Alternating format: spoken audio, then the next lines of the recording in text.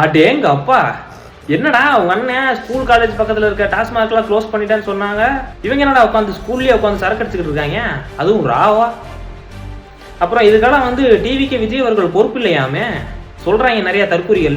வேற யார் பொறுப்பு இதுக்கு? யார் பொறுப்பு எடுத்துக்கணும்? இது காரணம் அவங்க அப்பா அம்மாவா? சரி, ஓகே, நானும் ஒத்துக்கிறேன். இந்த விஷயத்தை பொறுத்த வரைக்கும் விஜய் அவர்கள் சிஎம்மா பொறுப்பேற்றுக்கணுமா அப்படின்னா இல்லை. ஏன்னா இதற்கு முன்னாடி இந்த கட்சிகள் பண்ணிட்டு போன லட்சணம் அப்படி. ஆனால் ஒரு ஆக்டரா இவர் தான் பொறுப்பேற்றுக்கணும். ஏன்னா இதற்கு காரணம் அவர் தான். நான் அடுத்து சொல்கிறேன், அது ஏன்னு பின்னாடி சொல்கிறேன். இந்த வீடியோ கொஞ்சம் பெருசாக தான் இருக்கும், முடிஞ்சால் பாருங்கள். பார்த்துட்டு நல்லா இருந்தால் ஷேர் பண்ணுங்கள். ஏன்னா வந்து இன்ஸ்டா ஃபேஸ்புக்கெல்லாம் இதை ப்ரொமோட் பண்ணாது. முதல் விஷயம், விஜய் அவர்களை ஏன் நான் பொறுப்பேற்றுக்கணும் அப்படின்னு பார்த்தோம்னா, இந்த பொண்ணுங்களை வந்து நிறைய பேர் திட்டிக்கிட்டு இருக்காங்க. என்னன்னா வந்து இந்த பொண்ணுங்களுக்கு வந்து சேர்க்க சரியில்லை, வீட்டில் வந்து பெற்றவங்க வளர்ப்பு சரியில்லை, அப்பா அம்மா தான் வந்து கண்காணிக்கணும் என்ன பண்ணுறாங்க ஏது பண்ணுறாங்க அப்படின்னு. நான் அப்படி பார்க்கல. நான் அந்த பெண்களை வந்து they are curious about liquor, அது எப்படி இருக்குது அப்படின்ற ஒரு ஆர்வத்தினால அவங்க பண்ணிட்டாங்க. இந்த ஆர்வம் ஏன் வந்து ஒரு ராக்கெட் போகிறதுல நம்மளால் கொடுக்க முடியல, ஒரு லேப்டாப் எப்படி ஒர்க் ஆகுதுன்றதுல கொடுக்க முடியல, ஏஐயில் கொடுக்க முடியல. எத்தனையோ இளைஞர்கள் சாதிக்கும் போது இந்த இளைஞர்கள் பர்டிகுலர் அவங்க கியூரியஸாக தான் இருக்காங்க, தே ஆர் ஹெல்த்தி. ஆனால் அவங்கள ஏன் வந்து இந்த விஷயத்தில் வந்து ஆர்வம் தூண்டுது அப்படின்னா, நம்மளோட தமிழ் சினிமா கலாச்சாரம். நான் படத்தில் வந்து என்ன தம் அடிக்காமல் ஒரு சிகரெட் பிடிக்காமல் எப்படி யதார்த்த சினிமா எடுக்க முடியும்னு கேட்டிங்கன்னா கண்டிப்பாக முடியாது. நான் இல்லைன்னு சொல்ல வரல. ஆனால் இவங்க எடுக்கிற சினிமா எப்படி இருக்குது? அது யதார்த்தமான சினிமா இல்லை. அது வந்து சிகரெட்டையும் சரக்கையும் க்ளோரிஃபை பண்ணுது. அதில் உங்கள் அண்ணனும் பண்ணியிருக்காப்புல ஏகப்பட்ட விஷயத்த. இந்த சிகரெட் இப்படி பிடிச்சி இழுக்கிறதா இருக்கட்டும், 10வது பாட்டில் நான் குடிக்கன்னு சொல்கிறதா இருக்கட்டும், இதெல்லாம் சரக்கையும் சிகரெட்டையும் க்ளோரிஃபை பண்ணி யங்ஸ்டர்ஸை குடிக்கணும் தம் அடிக்கணுன்ற ஆசையை தூண்டுது. நீங்கள் என் வீடியோ பார்க்குறவங்க நிறைய பேர் வந்து 18லேருந்து 30 வயசுக்குள்ளே தான் இருக்கீங்க. இதில் கண்டிப்பாக பாதி பேர் வந்து சிகரெட்டோ தம்மோ அடிக்கிறீங்கன்னு வச்சுக்கோங்க. நீங்கள் ஃபஸ்ட்டு எதனால் சிகரெட் அடிச்சிங்க? உங்கள் வாயிலேருந்து யாராவது வந்து வச்சு துணிச்சாங்களா? இல்லை உங்கள் வீட்டில் அப்பா அம்மா பார்த்து பிடிச்சி பழகுனீங்களா? அப்படியெல்லாம் இருக்காது. சினிமா பார்த்துருக்கோம், ஒரு தம் அடித்தா கெத்தாக இருக்கும் அப்படின்றதுக்காக வந்து தம் அடிக்க ஆரம்பிச்சிருப்பீங்க. இன்றைக்கி அதை விடணும்னு நினைப்பீங்க, ஆனால் விட முடியாமல் அடிக்ட் ஆகிட்டு போய் தவிச்சிட்ருப்பீங்க. இதுதானே ஃபேக்ட். சினிமா பார்த்து தானே பழகுனீங்க எல்லாரும். அப்புறம் இதெல்லாம் யார் காரணம்? உங்கள் அண்ணன் தான் காரணம். அடுத்ததாக வந்து இன்னொரு விஷயம் சொல்கிறாங்க, பெற்றவங்க வந்து சரியாக பார்க்கல, அப்பா அம்மா வந்து கவனிச்சிருக்கணும் அப்படின்றதுனாலையும் வீட்டில் அவங்க அப்பா குடிக்கிறத பார்த்து இவங்க பழகிருப்பாங்க.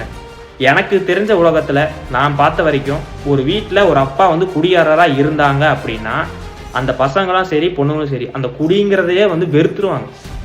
ஏன்னா அந்த பிரச்சனை அவ்வளோ இருக்கும். ஒரு அப்பா குடிகாரராக இருந்து வீட்டில் நடக்கிற பிரச்சனையை பார்த்துட்டு அந்த பொண்ணுங்க குடிக்கணும்னு ஆசைப்படாது, அது பக்கமே போகக்கூடாதுன்னு ஆசைப்படும். இதற்கு பெஸ்ட் எக்ஸாம்பிள் நம்ம ரொனால்டோ.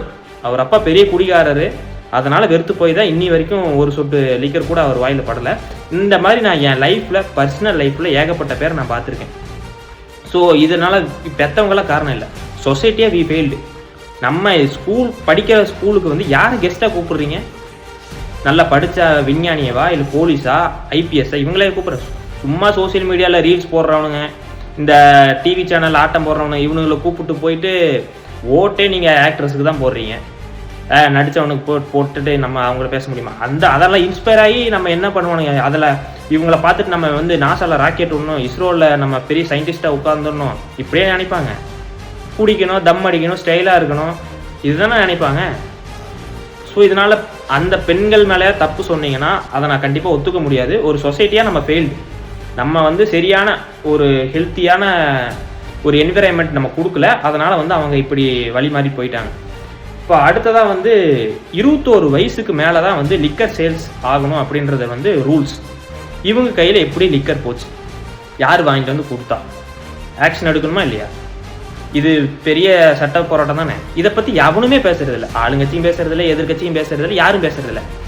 அதே மாதிரி இந்த படத்துக்கு வந்து 18 வயசுக்கு மேலே இருந்தால் தான் படம் பார்க்கணும்னு சொல்லி சென்சார் போர்டு ஒரு சர்டிஃபிகேட் கொடுக்குது. அவனுக்கு பொழப்பு இல்லாமல் சம்பளத்தையும் கொடுத்து அவனுக்கு அந்த படத்தையும் பார்த்து இந்த படத்தை வந்து 18 வயசுக்கு மேலே தான் பார்க்கணும் அப்படின்னு சொன்னாலும் இங்கே மினிஸ்டரே குழந்தைங்களை கூப்பிட்டு போய் படம் பார்க்குறாரு.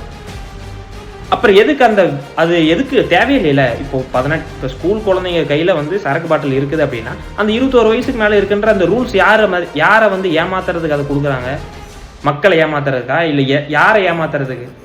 இன்னைக்கு போய் பார்த்தீங்கன்னாலும் ஒயின் ஷாப்பில் 18 வயசு கீழே இருக்கவங்க நிறைய பேர் குடிச்சுட்டு தான் இருக்காங்க. அதே மாதிரி இந்த கோயம்புத்தூரில் போதைப் பொருளுக்காக கொலை நடந்துச்சு. அவனுங்கெல்லாம் 17 வயசு பசங்க 18 வயசு பசங்க. எப்படி அவனுக்கு கையில் கஞ்சா கிடச்சிது? அது ஒரு கேள்வி இருக்குல்ல. 18 வயசுக்கு 21 வயசுக்கு மேலே தான் நீங்கள் ஒயின் ஷாப்புக்கே போகணும் அப்படின்னா 18 வயசில் கஞ்சா எப்படி கிடைக்குது? அதற்கு யார் பொறுப்பெடுத்துப்பா? விஜய் அவர்கள் தான் சிஎம். விஜய் அவர்கள் கிட்ட தான் நம்ம சொல்ல முடியும், சார் இந்த மாதிரி 18 வயசுக்கு கீழே இருக்கவங்கலாம் பிடிச்சிட்டு இருக்காங்க, 21 வயசு கீழே இருக்கவங்கலாம் பிடிச்சிட்டு இருக்காங்கன்னு யார்கிட்ட நான் போய் கம்ப்ளைண்ட் பண்ணுறது? சும்மா விஜய்க்கு சப்போர்ட் பண்ணுறதுக்காக சும்மா எல்லாத்துக்கும் சப்போர்ட் பண்ணுறதுன்னு அவசியம் இல்லை. தப்பு நடந்தால் தப்புன்னு சுட்டி காட்டுங்க, நல்லது நடந்தால் நல்லதுன்னு சுட்டி காட்டுங்க. நல்லதுன்னா மட்டும் 1000 பேசுறீங்க, இல்லை தப்புனா மட்டும் ஏன் சொல்ல மாட்டீங்க? இதெல்லாம் பெரிய பிரச்சனை இல்லையா? ஸோ இதான் நான் சொல்லணும்னு நினச்சேன். முடிஞ்சால் ஷேர் பண்ணி விடுங்க, ஃபாலோ பண்ணிக்கோங்க. நிறைய பேர் பார்க்குறீங்க ஆனால் ஃபாலோவே பண்ண மாட்டீங்க. ஸோ ஃபாலோவும் பண்ணிக்கோங்க. நன்றி.